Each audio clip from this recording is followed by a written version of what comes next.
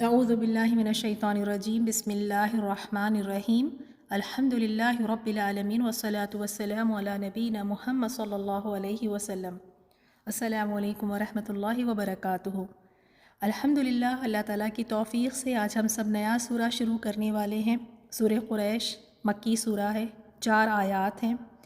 اس سورہ میں بھی آپ دیکھیں گے اللہ تعالیٰ کے احسانات کا ذکر ہے۔ اللہ تعالیٰ نے اپنی نعمتیں یاد کرائی ہیں قریش مکہ کو، اور بعض لوگ کہتے ہیں کہ سورہ قریش سورۃ الفیل کا ہی حصہ ہے، یہ دونوں ایک ہی صورتیں ہیں۔ تو سوال یہ ہے کہ کیا یہ صورت پہلے سے الگ ہے؟ تو یہ جو صورت ہے یہ دونوں الگ الگ سورے ہیں، کیونکہ ان دونوں کے درمیان میں بسم اللہ الرحمن الرحیم لکھی ہوئی ہے، تو یہ دونوں الگ الگ صورتیں ہیں۔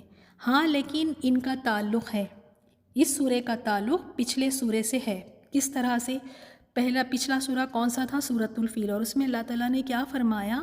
ہم نے مکے سے ہاتھیوں کو روکا اور ہاتھی والوں کو ہلاک کیا تاکہ لإیلاف قریش، تاکہ قریش کو مانوس کرے اور وہ مل جل کر اپنے شہر میں امن اور چین اور سکون سے رہے۔ تو اس سے کیا پتہ چلا؟ یہ دونوں الگ الگ صورتیں ہیں، سورۃ الفیل اور سورہ قریش دونوں بھی الگ الگ صورتیں ہیں، لیکن اس سورے کا تعلق پچھلے سورت سے ہے۔ اب دیکھ لیتے ہیں اس سورے کو ہم۔ قریش قبیلے کا نام تھا، اور اس قبیلے کی بڑی فضیلت یعنی اس حدیث سے ہمیں پتہ چلتا ہے۔ آپ صلی اللہ علیہ وسلم نے فرمایا کہ قریش کو اللہ تعالیٰ نے 7 ایسی چیزیں دی ہیں جو کسی اور قبیلے کو نہیں دی۔ سب سے پہلی چیز آپ صلی اللہ علیہ وسلم نے فرمایا، ایک تو یہ کہ میں ان میں سے ہوں، یعنی نبی صلی اللہ علیہ وسلم اسی قبیلے سے تھے، قریش قبیلے سے تھے۔ اور دوسری فرمایا کہ نبوت ان میں سے ہے، یعنی نبوت کے لیے اللہ تعالیٰ نے اسی قبیلے کا انتخاب کیا۔ اور تیسرا، یہ قریش کا قبیلہ جو ہے یہ اللہ تعالیٰ کا جو مبارک گھر ہے بیت اللہ کے، یہ خدمت کے لیے اللہ تعالیٰ نے انہیں چنا۔ یہ وہاں کے متولی تھے، پاسبان تھے، وہاں کے گارڈین اور کسٹوڈین تھے۔ اور چوتھی ان کی فضیلت کیا تھی کہ انہیں زمزم پلانے کے لیے، یعنی حاجیوں کو یہ زمزم پلایا کرتے تھے۔ اور 5واں یہ کہ اللہ تعالیٰ نے قریش کو کیا عطا فرمایا کہ اللہ نے انہیں ہاتھی والوں پر غلبہ دیا، اور ایسی غیبی مدد ان کی فرمائی، تو یہ بھی خاص اسی قبیلے پر اللہ تعالیٰ کا ایک احسان تھا۔ اور چھٹی چیز یہ کہ 10 سال انہوں نے صرف اور صرف اللہ تعالیٰ کی عبادت کی۔ اور 7ویں چیز، ان کے بارے میں، ان کی شان میں اللہ تعالیٰ نے ایک پوری سورت نازل فرما دی، سورہ قریش۔ سب سے پہلی آیت، لإیلاف، باوجہ مانوس ہونے کے، قریش کے، یعنی قریش کے مانوس کرنے کے لیے، ان کے مانوس ہونے کی وجہ سے۔ تو دیکھ لیتے ہیں معنی کیا ہوتا ہے، ایلاف کسے کہتے ہیں۔ ایلاف جو ہے اردو کا لفظ جو ہے نا، الفت سے ہے، انسیت، مانوسیت سے ہے۔ یعنی ایلاف کا معنی یہ ہے کہ مانوس اور عادی بنانا، یعنی پھر اس کام سے نفرت کو دور کر دینا۔ یعنی ایلاف کا معنی کیا بنے گا؟ فیمیلیئر ہونا، یعنی کوئی بھی چیز کی عادت ہونا۔ اب آپ دیکھیں، چیز تو کام تو ایک ہی ہوتا ہے، لیکن وہی کام کو کوئی بڑی آسانی سے کر لیتا ہے، بڑی شوق سے، بڑی آسانی سے، بہت جلدی کر لیتا ہے، اور دوسرے انسان کے لیے وہی چیز اس چیز کو انسان دل میں تنگی محسوس کرتا ہے، اس کے لیے وہ جیسے بوجھ ہو، بڑی بوجھل محسوس کرتا ہے، بڑی مشکل سے وہ کرتا ہے، حالانکہ کام ایک ہی ہے۔ ایک کے لیے وہ کام بڑا آسان، کیوں؟ کیونکہ اللہ نے اس چیز کو، اس انسان کے لیے اس کو مانوس کر دیا، اللہ نے اس کو فیمیلیئر کر دیا، اللہ تعالیٰ نے اس کو عادی بنا دیا، اللہ تعالیٰ نے اس کو اس چیز سے انسیت دے دی۔ تو لإیلاف قریش، قریش کے مانوس کرنے کے لیے، ایلافہم، مانوس ہونا ان کا، رحلۃ، سفر سے، الشتاء، سردی، والصیف، اور گرمی کے، یعنی انہیں جاڑے اور گرمی کے سفر سے مانوس کرنے کے لیے، یعنی ان کے سردی اور گرمی کے سفر سے مانوس ہونے کی وجہ سے، یعنی قریش کو کس چیز سے مانوس کر دیں، کس چیز سے فیمیلیئر کر دیں، کس چیز کا عادی بنائیں؟ ایک تو یہ کہ اللہ تعالیٰ کے دین سے مانوس کر دیں، اللہ تعالیٰ کے دین سے فیمیلیئر کر دیں، توحید سے مانوس کر دیں، کہ جب پیغمبر جب آئیں تو جب دین کی دعوت دیں تو ایمان لے آئیں، اور دوسرا یہ کہ انہیں کن ملکوں سے مانوس کر دیں. کن ملکوں سے؟ کیونکہ یہ تجارت پیش لوگ تھے اور یہ سال میں 2 مرتبہ اپنے قافلے لے کر نکلتے تھے تجارت کی غرض سے، کیونکہ اسی سے ان کا گزر ہوتا تھا. یہی ان کی جو تھی سے تجارت سے جو کرتے تو اسی سے ان کا گزر بسر ہوتا تھا. تو یہ کہاں جایا کرتے تھے تجارت کے لیے؟ سردیوں میں یہ یمن کی طرف جاتے تھے کیونکہ یمن گرم علاقہ ہے، اور اسی طرح گرمیوں میں یہ شام کی طرف جاتے تھے تجارت کرنے کے لیے کیونکہ شام سرد علاقہ ہے. تو اس کی انسیت کے لیے اللہ تعالیٰ نے ان کے لیے سفر آسان کر دیا، ورنہ سفر تو ہر کوئی جانتا ہے کہ کتنی اس میں دشواری پیش آتی ہے. سفر پہ نکلنا کوئی آسان بات نہیں ہے. آج ہمارے پاس اتنی چیزیں ہیں لیکن پھر بھی سفر پہ نکلنا ایک بہت بڑا، ایسا لگتا ہے کہ پتہ نہیں بہت بڑے محاذ پہ ہم نکل رہے ہیں. اور اس وقت پر تھوڑا سا تصور کریں، کوئی اتنی سہولتیں بھی نہیں تھیں اور اللہ نے ان کے لیے اتنا آسان کر دیا تھا یہ رحلہ، یہ سفر، کہ یہ آسانی سے آتے جاتے سفر کے لیے سال میں 2 مرتبہ یہ جاتے. اور سارے لوگ ان کو جانتے تھے وہاں کے کہ یہ کعبہ کے متولی ہے، یہ کعبہ کے دیکھ بھال کرنے والے ہیں، یہ ان کو پتہ تھا، اسی لیے لوگ ان کی بہت عزت کرتے تھے. اور راستے میں جب یہ سفر کے لیے جاتے تو کوئی انہیں نقصان نہیں پہنچاتا، حالانکہ اس وقت میں سفر پر جانا خطرے سے خالی نہیں تھا. اتنی لوٹ مار ہوتی تھی وہاں پر بیچ میں سفر میں کہ ڈاکو ہوتے اور وہاں پہ لوٹ مار ہوتی، غلام بنا لیتے تھے، قتل و غارت کرتے، سامان چھین لیتے. تو لیکن جب یہ جاتے تھے سفر کے لیے، اتنا لمبا سفر، اتنا دور سفر کر کے جاتے تو راستے میں انہیں کوئی بھی تکلیف نہیں ہوتی، کوئی انہیں نقصان نہیں پہنچاتا. بلکہ اگر کوئی اور ان کے ساتھ اس سفر میں شریک ہو جاتا تو وہ بھی امن میں آ جاتا. یعنی اس طرح سے وہ آرام سے سفر پہ جا کر آتے، اللہ تعالیٰ نے انہیں مانوس کر دیا تھا. تو اب اللہ تعالیٰ کیا فرماتے ہیں؟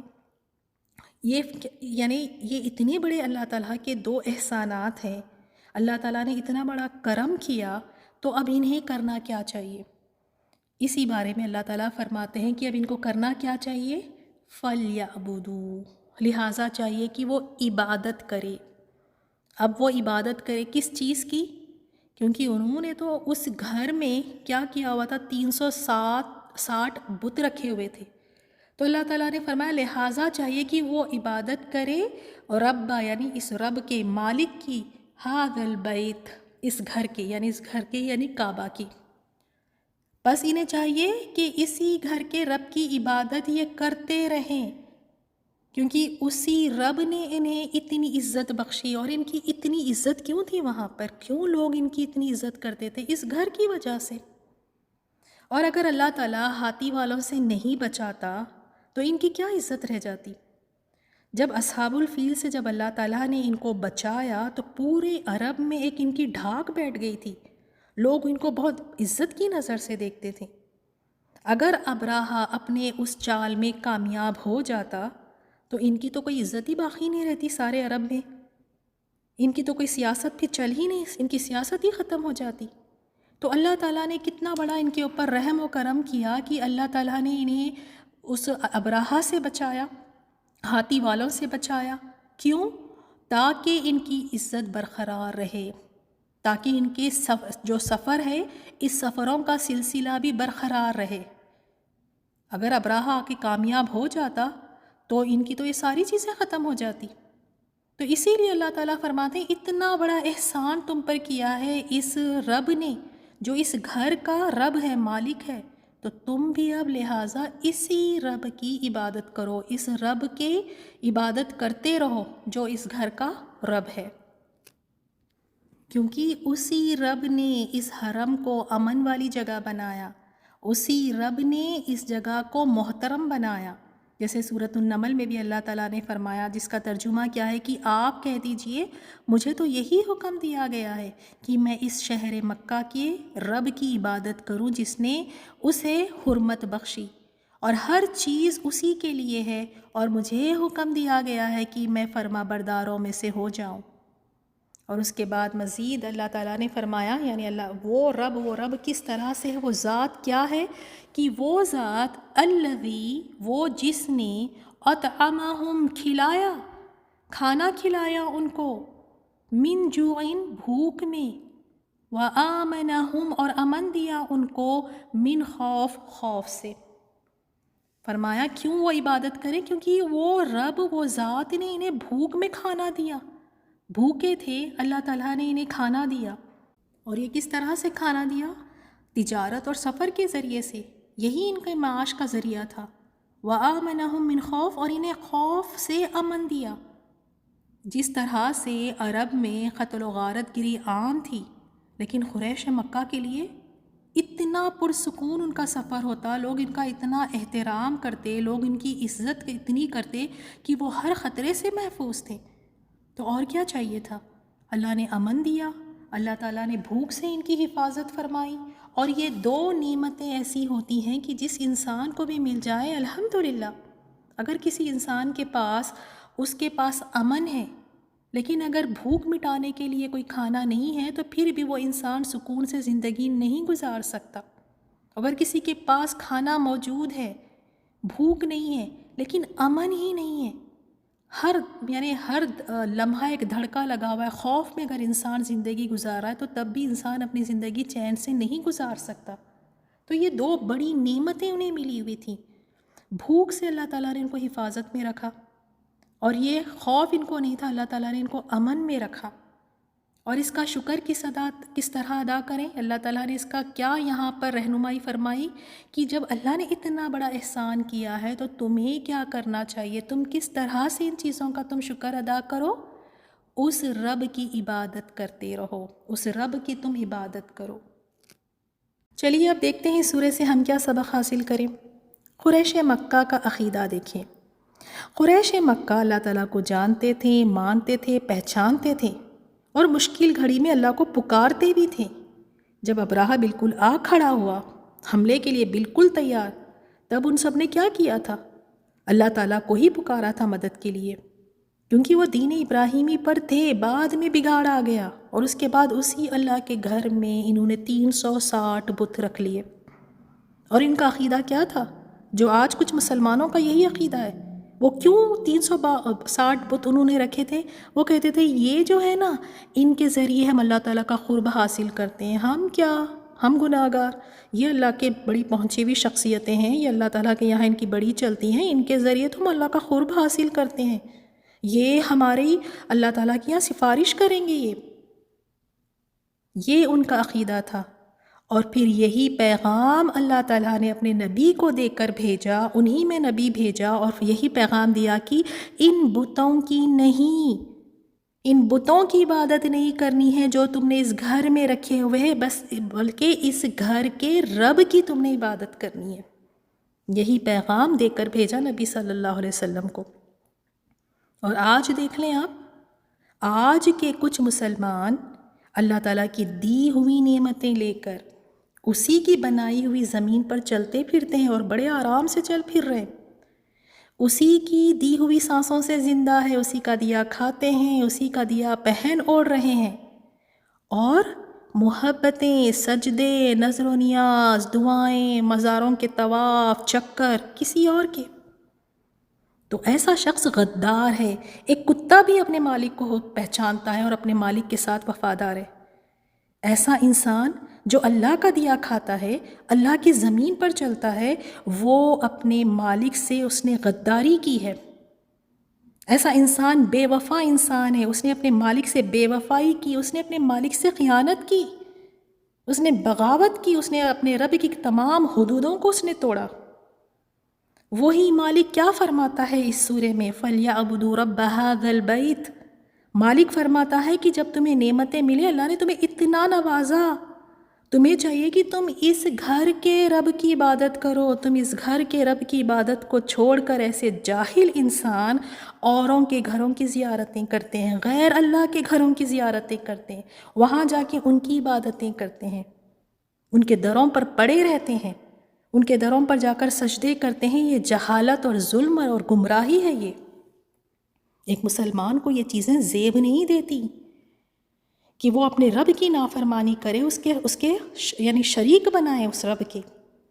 ایسوں کا انجام بھی اللہ تعالیٰ نے فرما دیا پھر کہ اتنی بڑی غداری، اتنی بڑی بے وفائی اپنے مالک کے ساتھ، اور اس کا انجام اللہ تعالیٰ نے پھر سورۃ المائدہ آیت نمبر 72 میں فرما دیا کہ من یشرک باللہ، جو شخص اللہ کے ساتھ شریک ٹھہرائے گا، فقد حرم اللہ علیہ الجنہ، تو اللہ تعالیٰ نے اس کے اوپر جنت حرام کر دی. اب کر لو جو مرضی کرنا ہے، جنت تو گئی ہاتھ سے، نو انٹری، جنت میں ان کا داخلہ ہے ہی نہیں، حرام کر دی اللہ تعالیٰ نے ایسوں پر جنت. اور کیوں نہ کریں، سب کچھ اللہ کا دیا اور جا کے محبتیں کسی اور کے لیے، سجدے کسی اور کے، طواف کسی اور کے. اسی لیے اللہ تعالیٰ نے فرمایا وَمَأْوَاهُ النَّارُ، اور ایسوں کا ٹھکانہ جہنم ہے، آگ ہے. اور ان کو ظالم فرمایا، ایسے ظالموں کا کوئی مددگار نہیں ہوگا. یہ جہالت ہے، یہ گمراہی ہے، یہ ظلم ہے. ابھی بھی سنبھل جائیں. اللہ تعالیٰ ہم سب کو شرک سے محفوظ رکھیں. اگر کوئی شرک کرتے ہوئے مر جائے تو وہ ہمیشہ کی جہنم میں رہے گا، ہمیشہ آگ میں رہے گا. ابھی بھی ہم سب کے پاس موقع ہے، وقت ہے. جو کوئی ابھی تک شرک کرتے رہے ہیں، کسی اور کی نظر نیاز کرتے رہے ہیں، کسی اور سے دعائیں مانگتے رہے ہیں، کسی اور کے آگے سجدے کرتے رہے ہیں، کسی اور کے نام کے روزے رکھے ہیں، وہ اللہ تعالیٰ سے ابھی توبہ کر لے، معافی مانگ لے. اللہ تعالیٰ بہت کریم ہے، اپنے چاہے کتنے بھی گناہ ہو وہ معاف کرنے والا ہے، وہ معاف کر دے گا. لیکن اگر بغیر توبہ کے مر جائے تو پھر ہمیشہ کا ٹھکانہ اس کا جہنم ہے. اب آپ مجھے بتائیں، اگر یہ شرک نہیں ہے آپ کی نظر میں، غیر اللہ کے در جانا، وہاں ان کو سجدے کرنا، ان کے نام سے دعائیں کرنا، ان کے نام کے نظر و نیاز چڑھانا، پھر آپ مجھے بتائیں کہ شرک کہتے کسے ہیں؟ اگر آپ کی نظر میں یہ شرک نہیں ہے تو پھر آپ مجھے بتائیں، کیونکہ اللہ نے تو فرما دیا جو شرک کرے گا اس پر جنت حرام ہے. تو پھر آپ بتائیں شرک کیا ہے؟ قرآن اور حدیث کی روشنی میں شرک یہی ہے کہ غیر اللہ سے مانگا جائے، غیر اللہ کے آگے سجدے کیے جائیں، ان سے دعائیں مانگی جائے.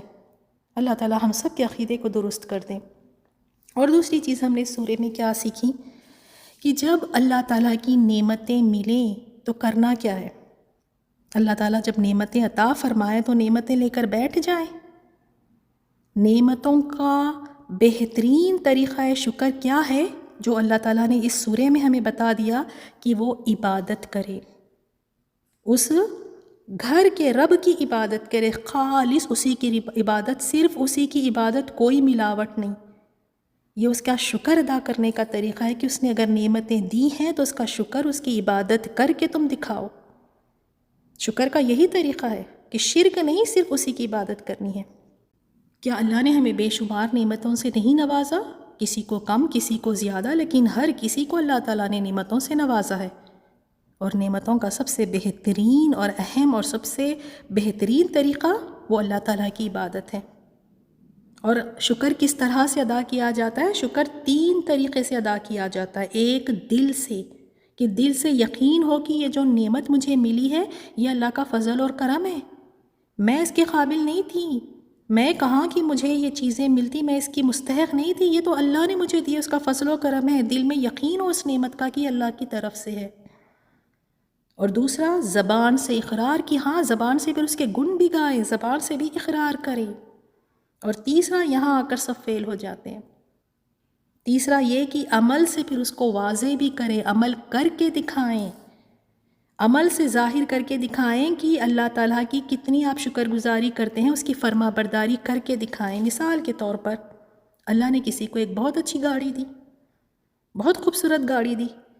اب وہ مانتا بھی ہے اپنے دل سے کہ بھئی ہاں میں اس قابل نہیں تھا، اللہ نے ماشاءاللہ مجھے اتنی اچھی گاڑی کا انتظام میرے لیے کر دیا، اللہ نے مجھے اتنی اچھی گاڑی سے نوازا. زبان سے بھی کہتا ہے سب کو کہ اللہ نے مجھے دی ہے، الحمدللہ الحمدللہ. لیکن اسی گاڑی میں بیٹھ کر پھر نافرمانی کے کام کرنا، اسی گاڑی میں بیٹھ کے سینما ہال جانا، بے حیا چیزیں جہاں ہوتی ہیں ان جگہوں پر جانا، اسی گاڑی میں بیٹھ کر لانگ ڈرائیو پہ گانے سننا، تو کیا یہ شکر کا طریقہ ہے؟ کہیں سے اس میں شکر نظر آ رہا ہے؟ کہیں سے شکر نظر آ رہا ہے کہ اس رب نے یہ گاڑی کا انتظام کیا، یہ گاڑی اس رب نے نوازی اس گاڑی سے، اور اس گاڑی میں بیٹھ کر اللہ کی نافرمانی؟ یہ تو شکر نہیں ہے. اسی طرح اللہ تعالیٰ مال سے نوازتا ہے اور پھر وہ مال لے کر اور اس مال کے ذریعے نافرمانی کے کام کرتے ہیں. تو شکر کا طریقہ یہ ہے کہ عمل سے بھی ظاہر ہو. پھر عبادت کریں اپنے رب کی، صرف زبان سے اللہ تیرا شکر ہے، بہت شکر ہے، یہ کہنا کافی نہیں ہے، ابھی یہ شکر مکمل نہیں ہوا، اس میں یہ تینوں چیزیں آنی چاہیے، دل سے یقین، دل میں یقین ہو، زبان سے اقرار ہو، پھر عمل سے اس کو کر کے بھی دکھائیں۔ اور تیسری چیز اس سورے میں ہم یہ دیکھتے ہیں تالیف قلب کے لیے، یعنی اگر آپ کسی کو دین کی دعوت دے رہے ہیں، کسی کو آپ نصیحت کر رہے ہیں، دین کی دعوت دے رہے ہیں، تو اس شخص کو اللہ تعالیٰ کی نعمتیں یاد کروائیں۔ جیسے یہاں قریش مکہ کو اللہ تعالیٰ نے اپنی 2 بڑی بڑی نعمتیں یاد دلائی کہ دیکھو کس طرح سے ابراہہ آیا تھا تم پر حملہ کرنے کے لیے، اس کا کیا انجام ہوا دیکھ لو۔ اور دوسرا کس طرح اللہ نے تمہارے لیے تمہارے سفر کو آسان کر دیا، تمہیں مانوس کر دیا، تمہارے لیے امن عطا فرمایا، تمہیں بھوک سے تمہاری حفاظت فرمائی۔ اللہ تعالیٰ نے اپنی نعمتوں کا، اپنے احسانات یاد دلائے قریش مکہ کو۔ تو اس سے ابھی ہمیں یہی سیکھنا چاہیے کہ جب دین کی دعوت کا ہم کام کر رہے ہیں تو لوگوں کو اللہ تعالیٰ کی نعمتیں یاد دلائیں کہ دیکھو اللہ نے تمہارے لیے یہ کیا ہے، اس طرح ان کے دل میں احساس جاگے گا، اللہ تعالیٰ سے محبت بڑھے گی ان کے دلوں میں۔ تو یہ بھی کام ہم نے کرنا ہے کہ لوگوں کو اللہ تعالیٰ کی نعمتوں کو، اللہ تعالیٰ کی جو نعمتیں ان پر ہے وہ ان کو یاد کرایا جائے۔ تو اس سورے میں ہم نے کیا سیکھا کہ اللہ تعالیٰ کی نعمتیں اگر ملی ہیں تو اس پر شکر ادا کرنا ہے، اور شکر کا سب سے بہترین طریقہ صرف اسی کی عبادت کرنا ہے اور گناہوں سے بچ کر رہنا ہے۔ اور ایک کام ہم سب کو ابھی اسی وقت کرنا ہے، اپنا محاسبہ، اپنی چیکنگ، کہ جب اللہ تعالیٰ نعمتوں سے نوازے، مال دے، ترقی دے، شہرت دے، عزت، اولاد، جو بھی نعمتوں سے اللہ نے نوازا ہے، کیا اللہ تعالیٰ کی نعمتیں پا کر اللہ کی اطاعت میں اضافہ ہوتا ہے، یا جتنی نعمتیں بڑھتی جاتی ہیں اللہ تعالیٰ کی نافرمانی بھی بڑھتی جا رہی ہے؟ ضرور ہم سب کو اس کا جائزہ لینا ہے، اپنے آپ کا محاسبہ کرنا ہے کہ نعمتیں پا کر اطاعت میں اضافہ ہو رہا ہے یا نعمتیں پا کر اللہ تعالیٰ کی نافرمانی میں آگے بڑھتے جا رہے ہیں۔ اللہ تعالیٰ ہم سب کی اصلاح فرمائیں۔ ان آیات کی تلاوت سنیں۔ السلام علیکم ورحمۃ اللہ وبرکاتہ۔ بسم اللہ الرحمن الرحیم۔ لإیلاف قریش إِيلَافِهِمْ رِحْلَةَ الشِّتَاءِ وَالصَّيْفِ فَلْيَعْبُدُوا رَبَّ هَذَا الْبَيْتِ الَّذِي أَطْعَمَهُم مِّن